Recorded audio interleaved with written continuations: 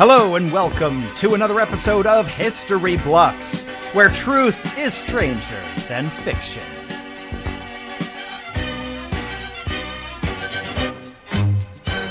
Now, welcome to the show. Give it up for your host, it's Chris.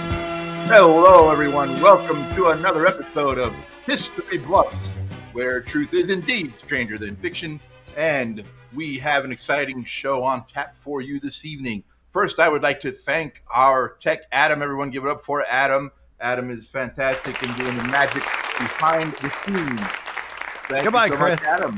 All right. As always, we have three well-versed historians to come and just really blow your minds tonight with some of the incredible offbeat facts that they will pull out of history. However, as always in this show, two of our historians will be truthful in their stories, and one of our historians will be bluffing. So it is up to you, our audience, to determine which of our historians are telling the truth and which one is bluffing. Only one will be bluffing. Adam, if you don't mind, let's bring out our historians.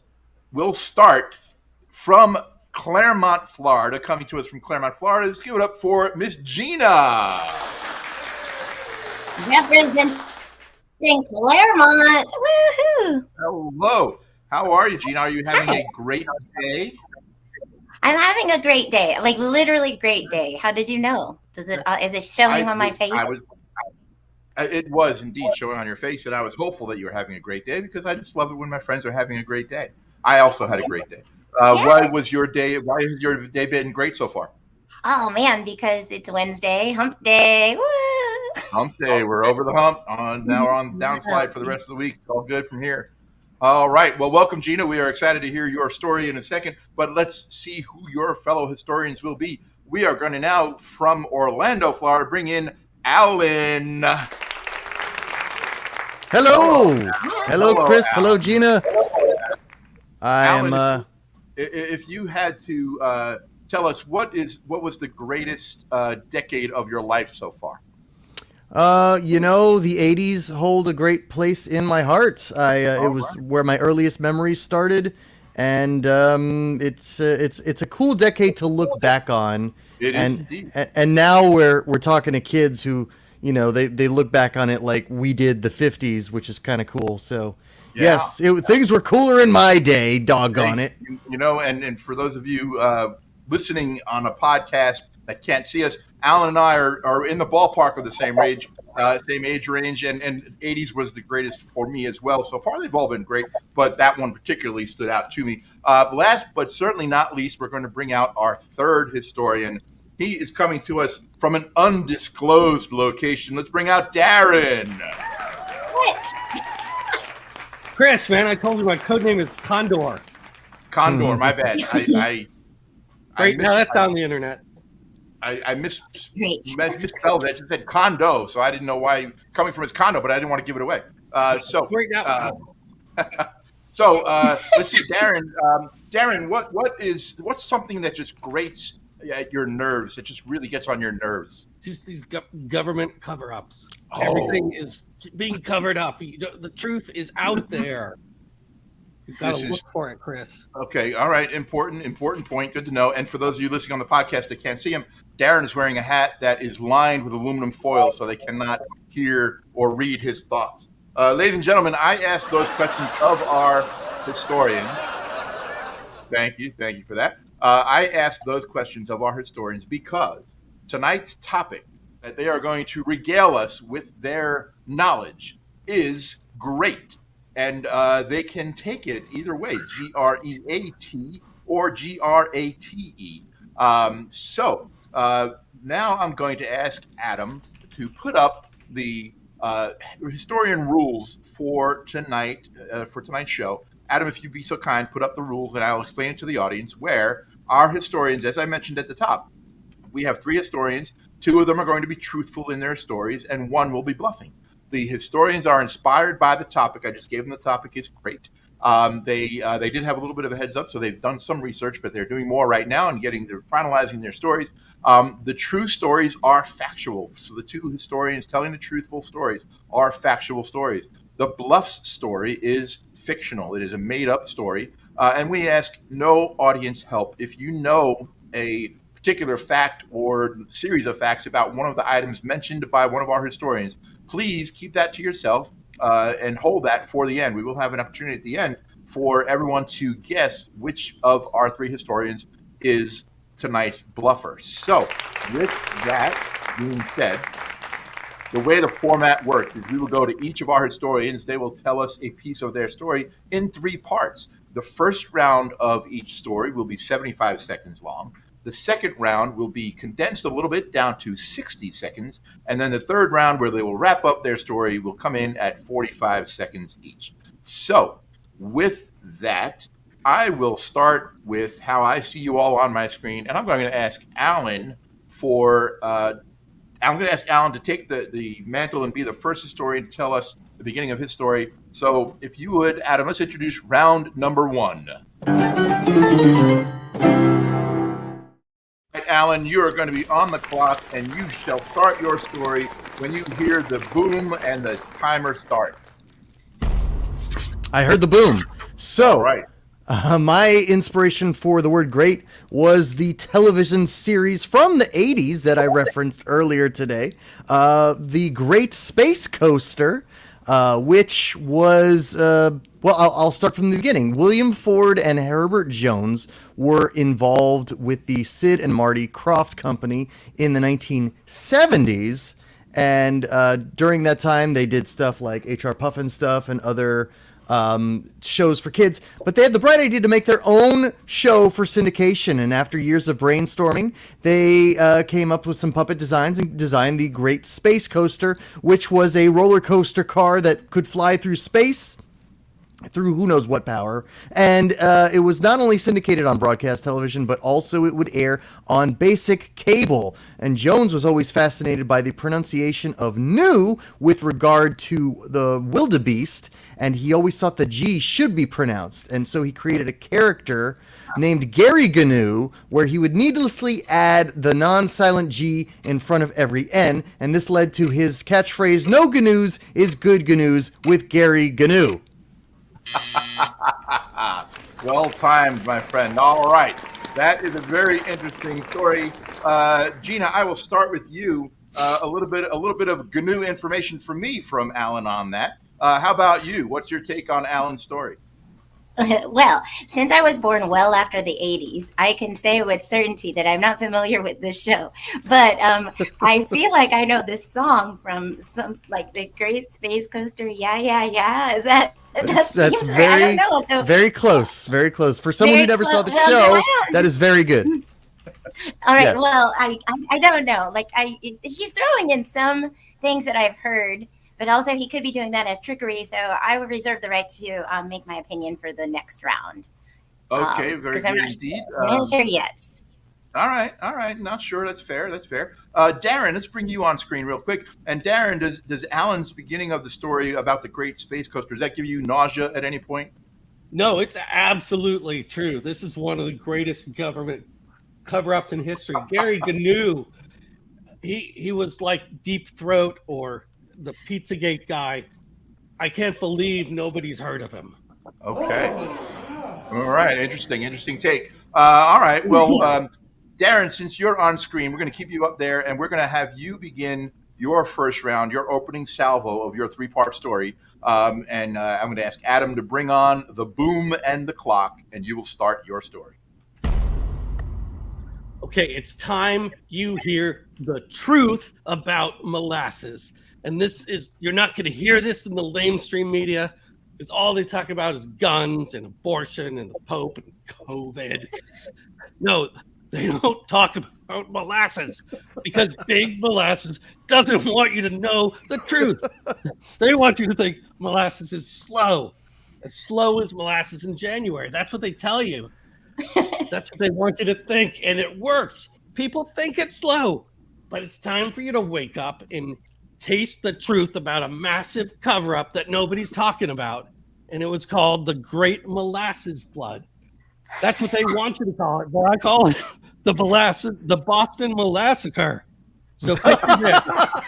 A 40-foot high wave of molasses barreling down the streets of Boston at 35 miles an hour. And when it's all done, 21 American patriots are dead and another 150 are in the hospital. And when did it happen? In January. That's right, January, when molasses is supposedly at its slowest. I'm supposed to believe that. Wow. All right. Wow, indeed. Well, okay. Alan, I will bring you up first to get your take on this. Is the government just covering their molasses with this? All right. Everything about this story was believable until his last claim that this all event took place in January and it was in Boston. There's no way molasses is going to flow so evenly in January that people can't have time to get out of the way or get to higher ground. I don't know. This sounds like some malarkey to me. Malarkey alert has been officially started by Alan. Gina, let's bring you up. If you've been to Boston, if anyone's driven in Boston, hardly anything moves at 35 miles an hour. So Alan has a good point. Yeah, exactly. So Gina, what's your take on Darren's story so far? Well, to be honest, he had me at Boston Molasses, and I kind of tuned out after that because it just tickled me. Like, that's Boston Molasses. Yeah, virtual applause. Absolutely, right there. For a conspiracy nut, he's rather funny, and I'm intrigued. So I reserve the right for the next round to make my judgment. So, Okay. All right. Gina's going to stay on the fence where she has firmly planted herself so far for both stories. Now, let's see myself with my... Gina, let's see what Gina has for her opening of the story. Gina, I'm going to bring you back on screen, and you're going to hear the boom, and we're going to see the clock coming up. So, okay. Gina, please begin your story now. Okay. So my story goes back to the 1950s when a sugar cereal was invented called Sugar Frosted Flakes. And everybody knows that mascot. His name is Tony the Tiger. And he says they're great because they are. They're, if you're comparing them to regular cornflakes, they are great. Other cereals, not so much. But here's the deal. They were called Sugar Frosted Flakes in America, Frosties overseas and in Canada. And that tagline, they're great, was made famous by a voiceover artist who was the voice for Tony the Tiger until 1999. Now, what I would like to tell you about Frosted Flakes is that Tony the Tiger started out as a tiger on four legs. He was kind of chubby and stumpy, and he had his little chubby face that looked like a football. But they took the word sugar out of the name Frosted Flakes because they wanted a healthier image. Kellogg's did, and Kellogg's also made Tony a 6-foot tall, strapping tiger with a little bandana around his neck, and he started to become more of a health figure than other tigers or other mascots. And he even ended up having a family, all of which they said were Italian American in nature. And I'll give you the backstory on the history of his family and how they may or may not be related to mine. Okay, all right, interesting story. Alan, we're going to bring you up and get your take. What do you think of the big cereal industry body shaming Tony the Tiger and getting him into shape a little bit? I don't know about the body shaming, but like the thing at the end where Gina just kind of ties it back into her own personal heritage, just because like, she read this and she's like, hey, Tony's got an Italian name. Sure, let's make him Italian just like me. I call Italian shenanigans. And look, Deb thinks I have a good point. And you could have reserved the right to say that next round, and you didn't. Deb is my sidekick, so even if that's an old comment, I'm still going to refer to this. Okay, interesting take. Darren, what say you about the Tony the Tiger sugar frosted flakes and then sugar being removed? It goes deeper than you think because talking tigers are real. Okay? And all you got to do is just go ask a tiger, but they won't talk because they're not allowed to. Gotcha. They're all in cahoots. All right. Well, let's Darren. We're going to have you. We're going to have you go next and with your story. So please be ready because we are about to jump into round. Now, don't forget, this round, the timing is going down from 75 seconds to 60 seconds. So this is a condensed round. Darren, we're going to have you begin round number 2. So, Adam, if you would, please give us round number 2. Okay, so this cover-up has been happening, get this, 103 years. 103 years. The Boston Molasses, or what they want you to call it, the Great Molasses Flood of Boston, happened January 15th, 1919. And you know what happened the very next day? The 18th Amendment was ratified, enabling prohibition in America. And so they planted this story, blaming it as an accident, on a company called the United States Industrial Alcohol Corporation. What a stupid company name. I'm supposed to believe that's a real company name. That's totally made up. And then they said that the day before the accident, they had just added like 1 million gallons of molasses to the tank. But why? Why would they do that if the next day prohibition was going to go into effect and they used molasses to make alcohol? It's a classic false flag operation, okay? There's no way this really happened. Okay. Interesting take. Not the Alan, way they want to it happen. Alan, we're going to get you up on screen here. And did this false flag operation by the government raise any red flags for you? Well, yeah, Darren just said this didn't happen. Isn't that the point of the game? He's bluffing, clearly. Wait, well, let's see what Deb Green thinks. Thank you, Deb Green. Thank you very much.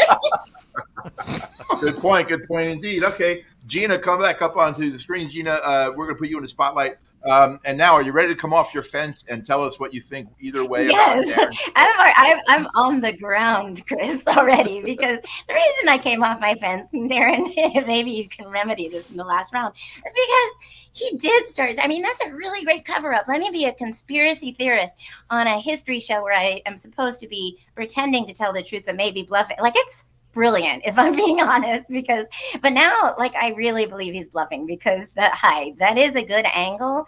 I don't believe story because he spent so much time saying that the U.S. alcohol company was not in existence rather than telling a story. So I'm so far, I believe Alan right now. Okay, so, and myself. I believe myself. And you believe yourself. Okay, I'm glad to hear that. And we do have another comment from Deb Green, and she's saying rum rummers. I don't know if it, rum runners, but rum runners was actually a bar near where I grew up that I used to go to. So I can relate a little bit with I enjoy a rum runner from time to time. Yes, indeed. So, Gina, we're going to bring you back and put you in the spotlight. We're going to have you start your second round of your story. So please, Adam, let's hear the bong and get the timer going for Gina. A bit of trivia. Tigers can run between 30 and 40 miles an hour, so they could have gotten away from the molasses. Now back to the story, though. Kellogg's had a contest to actually name the mascot that was going to go on Sugar Frosted Flakes. And they had it between 4 different animals, Tony the tiger being one. They had Elmo the elephant, Katie the kangaroo, and then this is my favorite because it kind of goes with Alan's. They had Newt the gnu, and I didn't know if it was new or gnu, to be honest. So I'm glad that you said that. So anyway, clearly they chose Tony the tiger, but they did have other people doing that. Now, the people who actually crafted the Tony the Tiger, both forms, they were Disney Imagineers, and they created the box, they created the advertising and things. And there was even a campaign in 1958 where they said, Tony the Tiger said, put a tiger on your team. And they had his family, Tony Jr., running and playing football with him. And they had another one. Can I finish my thought? 5 seconds. With his baby Antoinette, where he was a little nervous about feeding his newborn girl. Wasn't that cute? Okay. Nice. Yeah. It was cute, and also nice job bringing it in under 5 seconds. All right. So let's, Darren, I think I can probably guess where you're going to go with this, but I'd like to hear your take on Gina's second round of the story. Well, I think it's highly revealing that she mentioned the year 1958 back during McCarthyism. And back then, tigers were thought to be communists or socialists, which is why, frankly, they don't talk now. Okay.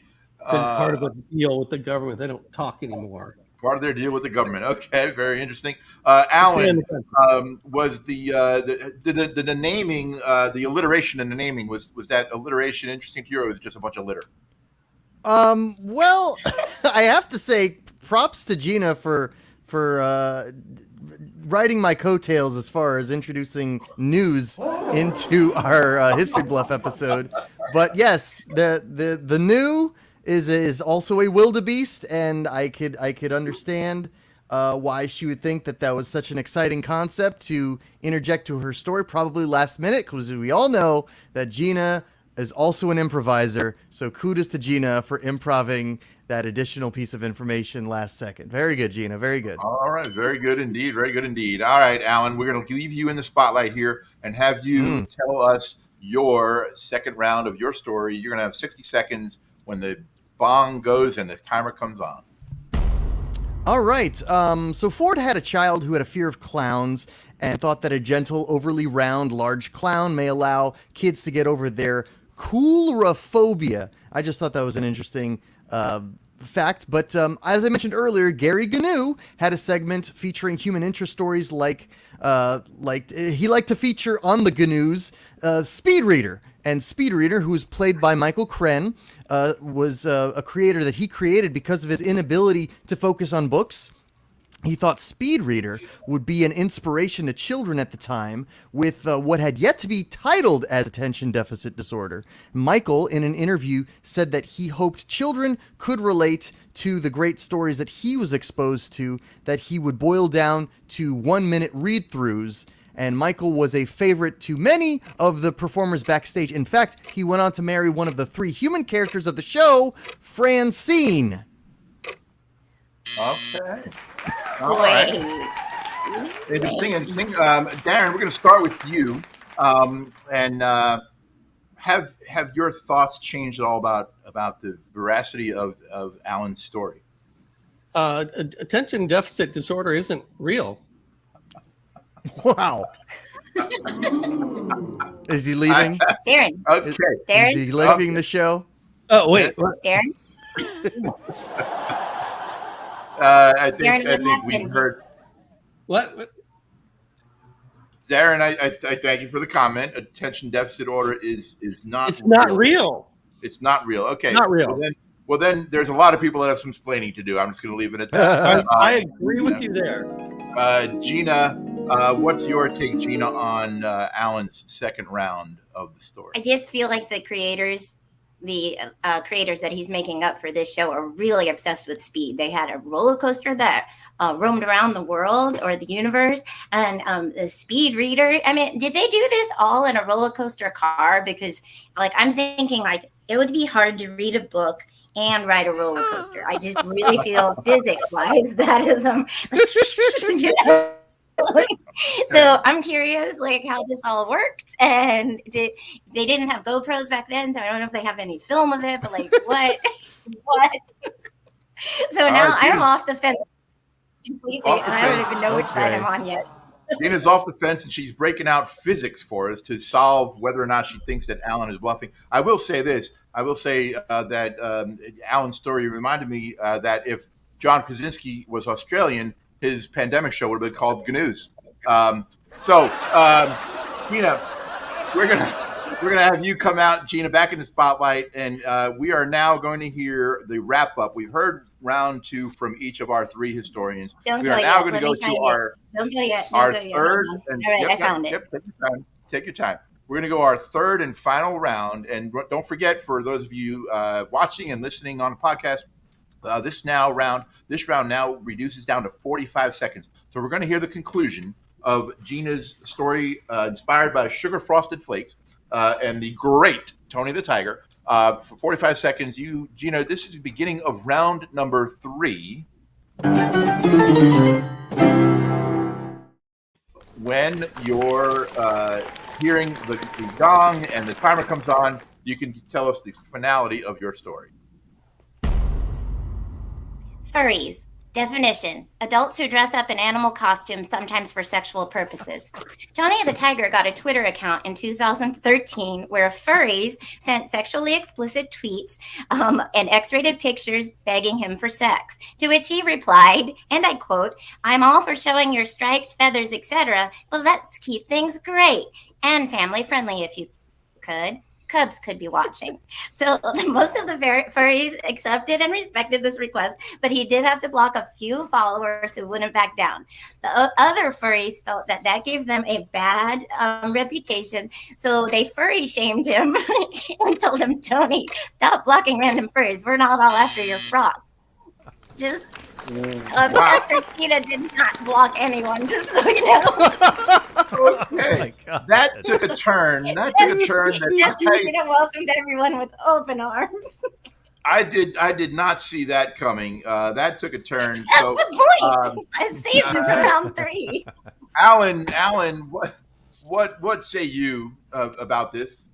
That Chester Cheetah would somehow be involved in an episode called Great is highly illogical, and I don't have this is all smoke screen. She's just introducing random food mascots now. And where's Diggum the frog and others? Also, They don't dress up like frogs. They Diggum. dress up like That's- tigers. No, Diggum, Diggum the sugar smacks. Yeah, Thank you. sugar snaps, yeah. All right, Darren, can you come out here and tell us your thoughts on Gina introduced the furries. Does that make your hair stand up? Gina, why'd you bring that up? It was such a horrible time in my life. I'm still blocked from his account. I'm sorry that it wasn't my fault. Darren, I just saw we're him like not I laughing see him. at you. We're laughing with you. We're not laughing at you. Keep it great. And Darren, if you could compose yourself, we have you in the spotlight. We're going to keep you there and hear the wrap up, the 45-second third round wrap up of your Great Molasses Flood story, if you would, sir, at the bong and when the timer comes on. Okay, sorry. I realized I kind of skipped over an important fact of how the Great Molasses Flood happened. See, there's this 2 million gallon tank full of molasses, and they filled it up with another 1 million gallons like just the day before. And then it got unseasonably warm in that January. And because of like thermal expansion, the tank exploded. And they said, people said that there were rivets firing off like machine gun bullets. And I mean, isn't it more logical to think that they were just actual machine guns? This is America, okay? And it's not like back then the tank would be made in China. That tank was made in Boston by American patriots. It was supposed to believe it broke. Okay, we got the triple buzzer there on that one.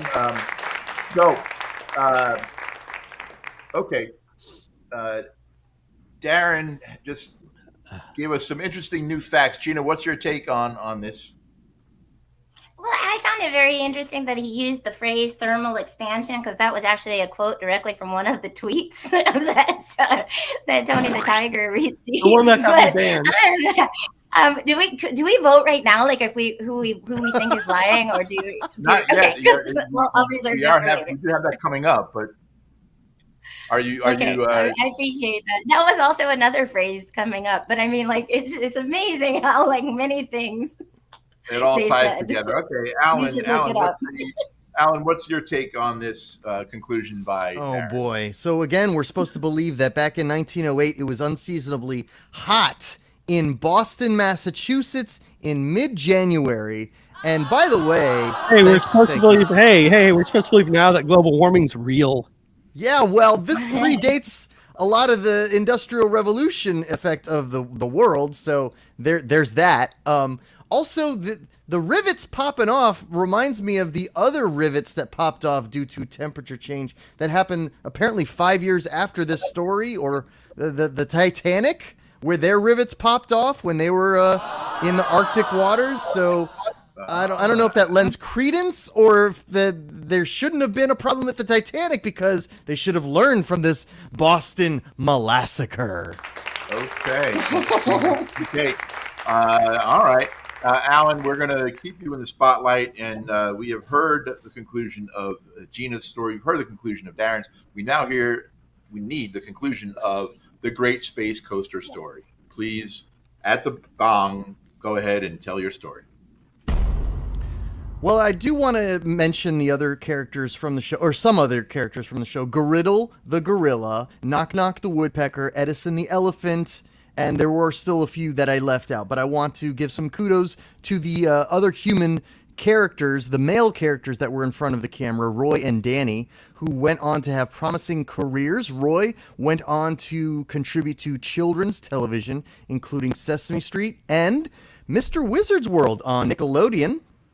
Danny was a successful album producer, working with Bruce Springsteen on his Born in the USA album, and most people assume Great Space Coaster lasted 5 seasons. No, it only lasted 3 seasons, like the original Star Trek. And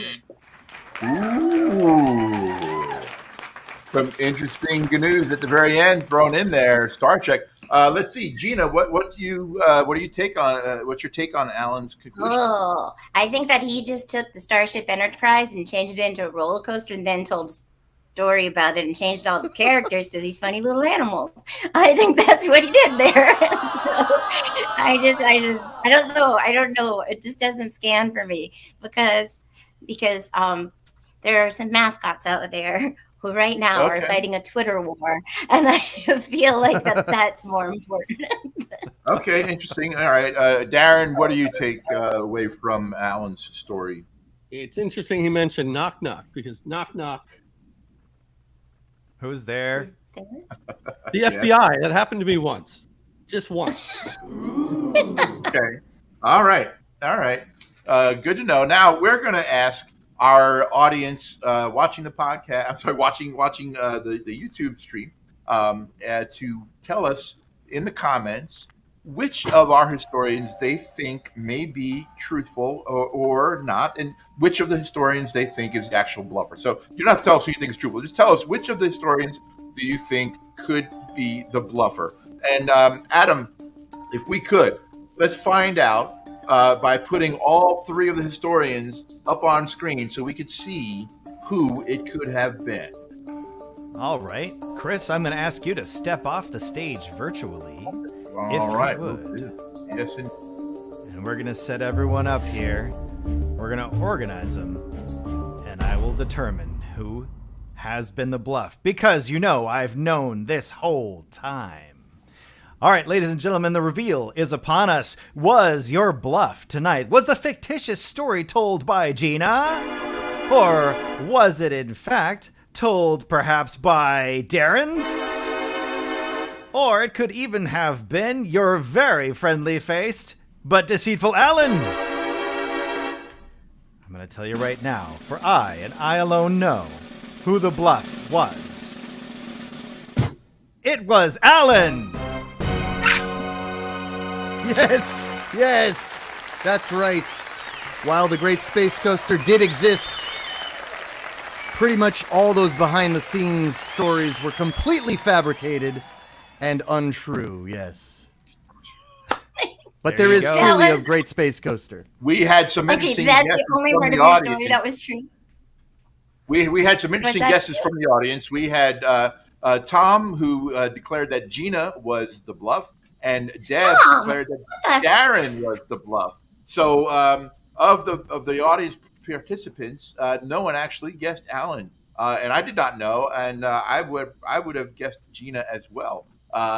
So very interesting. I will just like to point out the alluring alliteration on the by all of our panelists tonight, the 3 historians. But thank you so much for watching. We hope you enjoyed tonight's show. We're here every week doing History Bluffs, where truth is indeed stranger than fiction. Our podcasts are available everywhere you get your podcasts.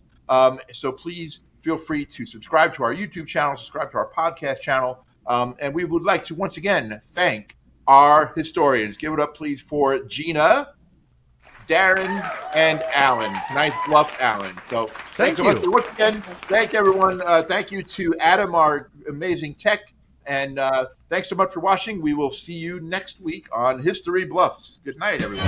Thank you, Chris, and you better believe it, we'll be here, so come and join us. See you next time. Good night.